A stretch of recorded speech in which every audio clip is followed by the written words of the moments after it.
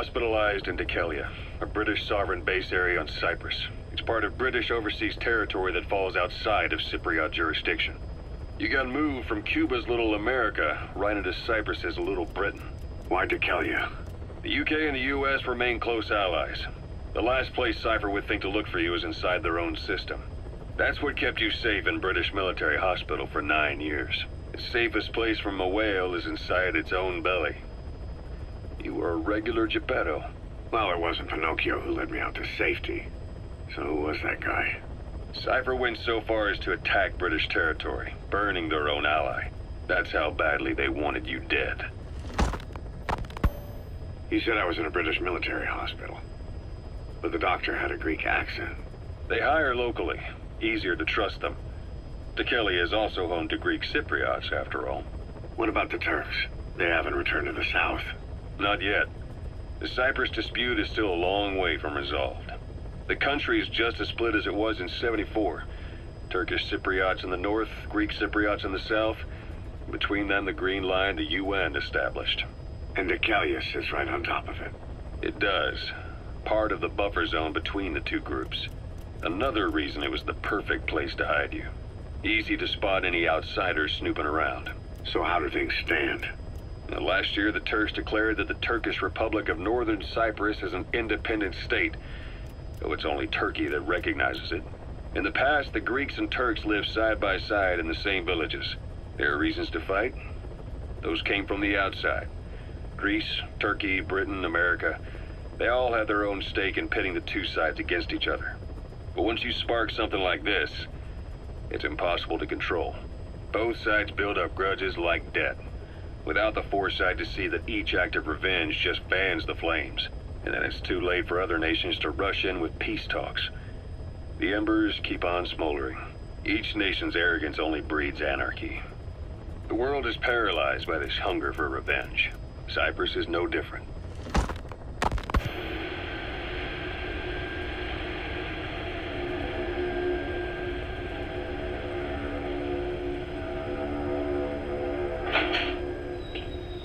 You're up. We're changing ships? We can't go sailing the Suez in a whaler. The Suez Canal. When did they reopen it? Not long after you were attacked. Once they finished sweeping it for mines after the Arab-Israeli conflict. Can you stand? We're going to transfer to a container ship for passage through the Suez. Our destination is Pakistan, Afghanistan's neighbor to the south. There we disembark and head via Peshawar to the Zero Line, the border. We'll travel to the Khyber Pass by road. And then? We continue on horseback. Afghanistan's main roads are under Soviet control. We'll need to go around them. It'll be all narrow, winding paths through the mountains. We'll do better on horseback. It's a local guerrilla tactic. They use the higher ridges to avoid air recons. Then they charge down the mountains for ambushes. The Soviets still haven't devised a counter-strategy. Our time frame is only half as much as we really need. It's gonna be a tough march. Better horses than boats. Well, it'll make for good physiotherapy. Take the time to get used to that new arm. While the Soviets have indicated they are not participating in the Los Angeles Olympics, primarily because the United States has made no attempt to guarantee the safety of the Soviet Union's athletes, the United States is increasingly demonstrating the belief that the issue has nothing to do with its preparations, and in fact this is retaliation for the Western nations' boycott of the previous Moscow Olympics. That concludes today's news. That's quite some news. The Soviet Union not attending the LA Olympics? Yeah. Andropov's death has changed some things. They're calling it revenge for the Western boycott of the Moscow Olympics. Countries boycotted the Moscow Olympics? Yes. In protest of the Soviet Union's invasion of Afghanistan. Over 50 countries were absent. It's too bad I didn't get to see Yamashita's judo. When the 40th Army crossed the Amu River 4 years ago, détente went right out the window. The U.S. Congress chose not to ratify SALT II, and Reagan's hardline politics won him the presidency in a landslide. According to him, the Soviet Union's an evil empire. The Second Cold War. And there's been no end to regional conflicts and civil wars. Lebanon, the Falklands, Grenada, Iran, Iraq. The story never changes. Egypt and Israel did sign a peace treaty. But then the driving force on the Egyptian side, President Sadat, was assassinated afterward. Apparently, his actions were considered a betrayal of his fellow Arabs. Islamic extremists? Yes, fundamentalist extremists have been responsible for some bold acts of terrorism in recent years. We've had extremist students in Iran take U.S. embassy workers hostage, and suicide bombings in Lebanon. Over 300 foreign soldiers stationed there have been killed. But countries have yet to develop an effective means of dealing with terrorism. Afraid of losing their own men, they've pulled their forces out, handing private forces a golden opportunity. Private forces? Small armies with no national affiliation, working for the highest bidder. That's right, they got the idea from you. After Mother Base went down, they began spreading to meet the soaring demand. Miller's organization is just one of many PFs now. The entire world is after you. But at the same time, it needs you too. Miller told me about what happened in the Caribbean 9 years ago. You do remember Miller. You'd formed a private army with him. An army with no allegiance to a nation. I remember, but... I see. You're not sure what's fact and what's a fantasy caused by the coma. It's still all a mess, huh? All I can do is tell you the facts as they were told to me. I've gone easy on you up until now, but this is where the hard stuff begins. 1974, the year before you entered your coma. You were in Colombia, operating with a small unit of men, basically mercenaries. Miller was among them. Miller was trying to find a way to turn his and your talents into a line of work. He was looking to start a business where you would fight on behalf of others around the world, those who needed military force. But the reality was, at that time, you didn't have enough gear to equip your own men. Then Miller came across this client. It was a huge job he was offering, but you had a shot at pulling it off. You accepted it and headed into Costa Rica. The client even threw in an offshore facility in the Caribbean. The Mother Base, that would be your new base of operations. Miller sure did have a head for business. As your mission went on, your unit grew and grew. More weapons, more money. Before you knew it, you were commanding 300 men. As the organization got bigger, your military powers swelled to match. It got so the international community couldn't afford to ignore you. You were just too damn successful for your own good. You, your men, had worn out your welcome. Everyone was out for you. East, West, First World, Third. It was only a matter of time before someone took you down. And that was XOF. Officially, they're an anti-terror unit under the CIA. In reality, they're Cypher's private strike force. They lured you to Cuba using Chico, the Nicaraguan revolutionary kid, and Paz, a mole who worked for Cypher as bait. While you were gone, XOF, posing as a nuclear inspection team, stormed Mother Base. At the same time, C4 they placed on the strut legs went off. The whole thing went down in minutes. XOF. Kisses and hugs followed by a big F.U. All because of Miller's blind spot. A back door into Mother Base no one suspected.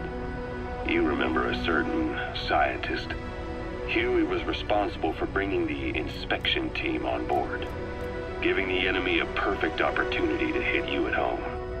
You were returning from Cuba when it happened. Mother Base came damn close to taking you with it into the Caribbean. Those of your men out on assignment returned right away. They refused to believe the wreckage in the water they found was Mother Base. But they checked the coordinates again and again, until reality finally settled in. You were supposed to die that day. That was XOF's primary objective. As far as most folks know, you did. The first doctor to see you wasn't even sure what he was looking at. Before they'd even finished operating, your men moved you to that hospital in Cyprus. It was a woman named Eva who arranged that. Rings a bell, huh? Most men in your condition would have been written off right from the start. But you survived. You went straight down to hell, and they pulled you out.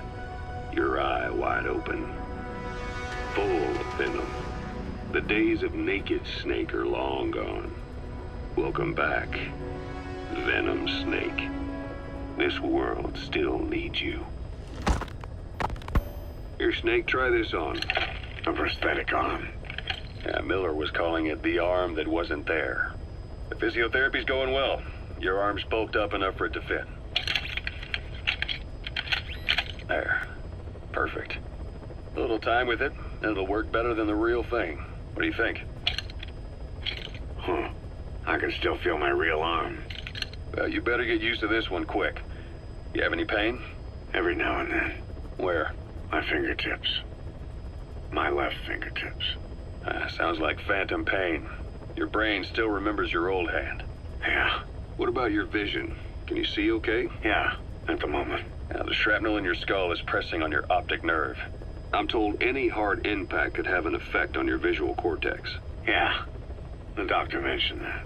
Your brain might process visual information incorrectly. In other words, you could have hallucinations. You might see things that aren't there, or not see things as they really are. You experience any of that? I think so. When? Right after I wake up. Colors look faded. Colors, huh? Well, that's not a major concern in and of itself, but it could mean the difference between life and death in the field. You'll need to watch out for that. I will. All right. You should continue your physio. We'll be arriving soon. It's the last chance you'll get.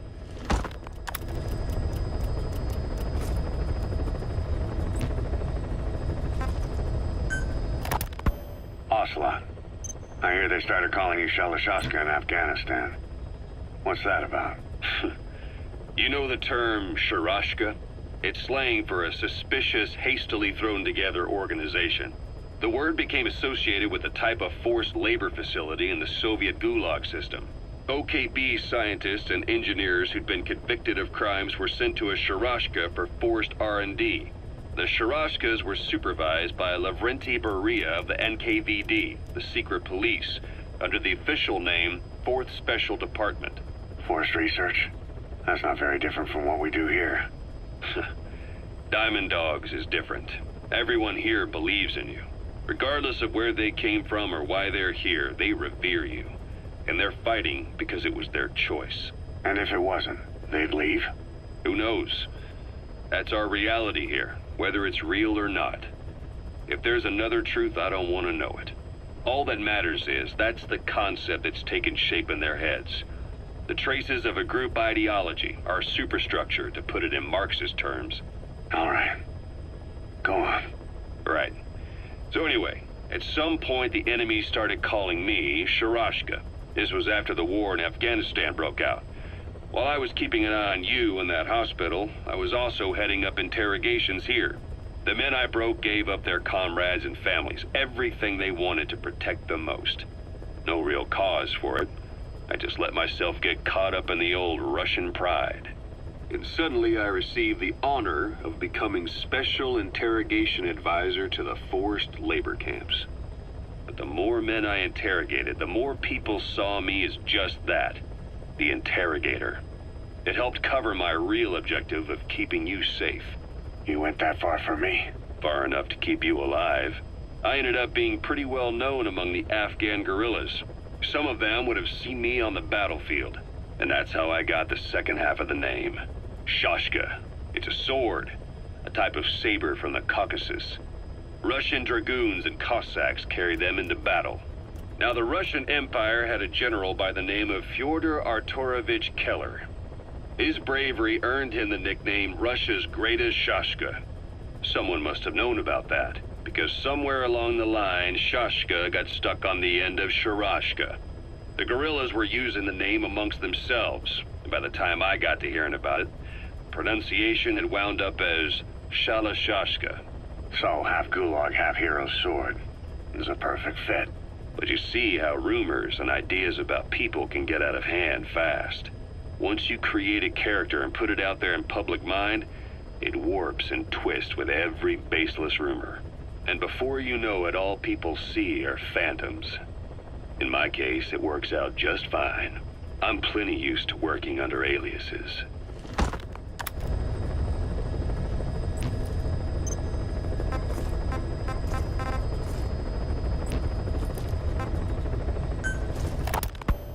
So SALT II still hasn't gone into effect. That treaty was drawn up to limit not just the size of the U.S. and Soviet Union's nuclear arsenals, but also their delivery systems. The whole deal. Just when we thought all those years of negotiations had paid off, somebody decides to invade Afghanistan. The timing couldn't have been worse. The president was in the middle of the SALT II talks back then. You mean while you were busy trying to stop Peace Walker? I heard. President Ford was meeting with the General Secretary in Vladivostok. In his absence, the political brass in America detected what they didn't realize was false nuclear launch data from Peace Walker, and were on the verge of ordering a retaliatory nuclear strike. Coleman's big idea? Humans are incapable of destroying themselves. Turns out he never knew what humans are capable of. If that AI, the boss, hadn't found a way to stop the fake data transmission, they probably would have gone ahead with the launch. Deterrence was revealed as the pipe dream it was. All thanks to you. And her. The U.S.-Soviet talks looked set to fall through. What happened in Nicaragua no doubt helped trigger a change of heart. But in the end... The times define the politics. When you've grabbed their tail, they turn and bite your hand. I first met you 20 years ago now. The place was Selenouyarsk in the Soviet Union. We were enemies. I was with the GRU. You were still fighting for America. 1964. Operation Snake Eater.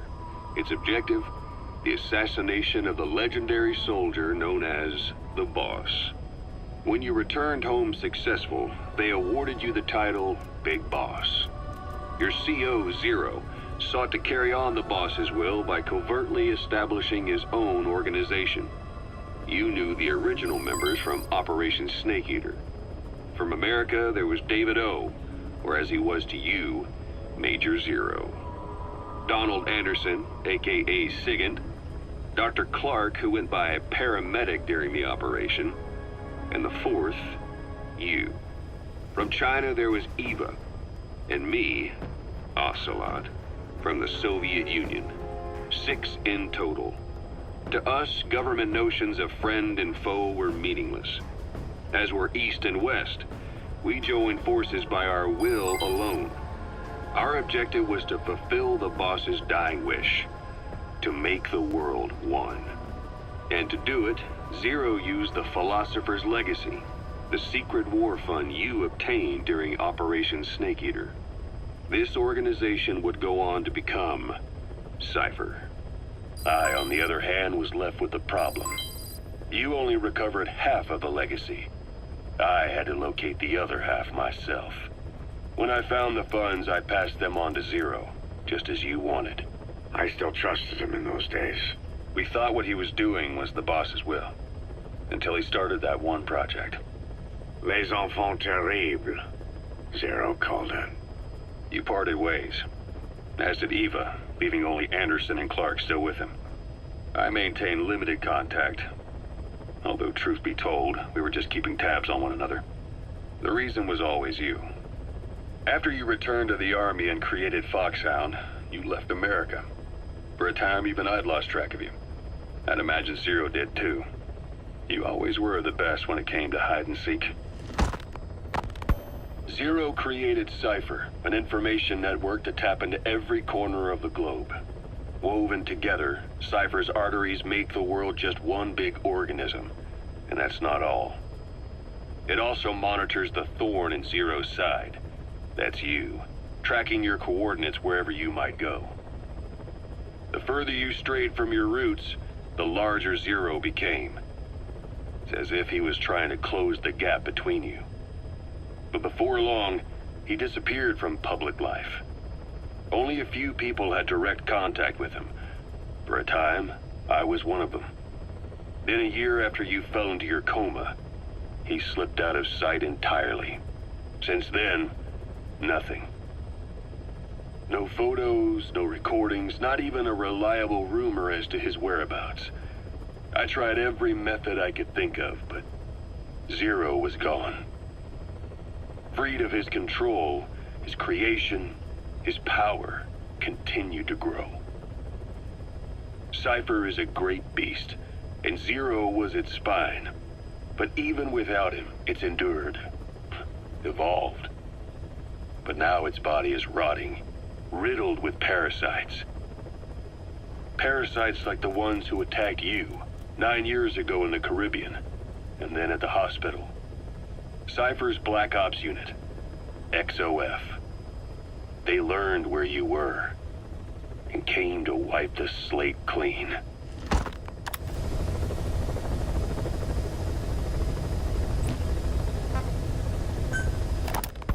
Christmas Eve, 1979, the Soviet Union rolled into Afghanistan.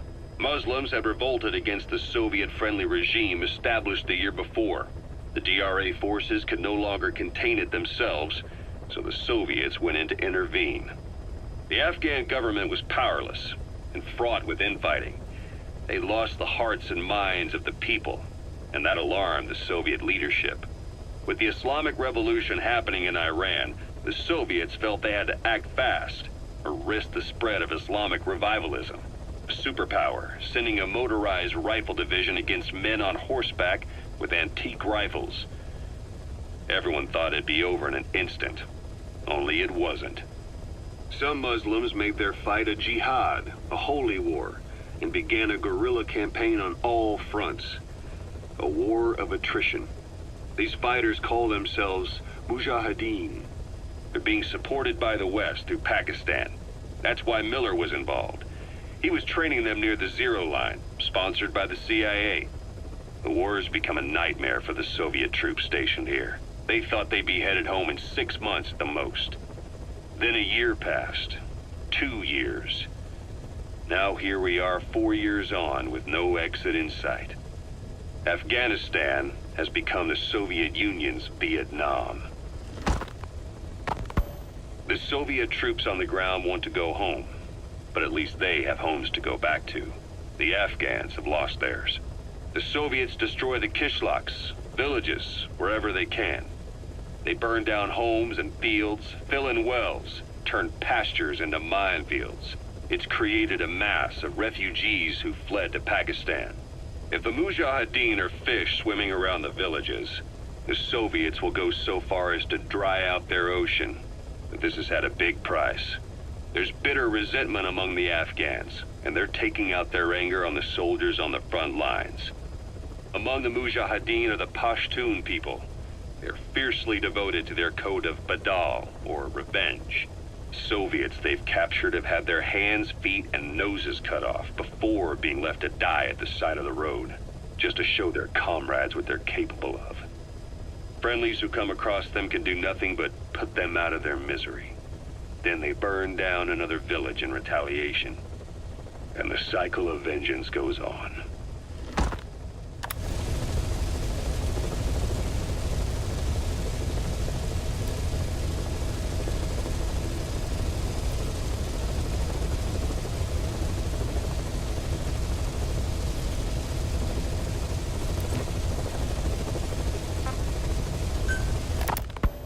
Snake, I wanted to ask you about the man on fire. What do you remember from the hospital? Anything we can use? Well, he took off the moment the sprinklers started up. Sprinklers? The fire system? And when he got sprayed with water from the burst pipe, it slowed him down. When we escaped on horseback, he wouldn't cross the river either. And then it started to rain. And he disappeared.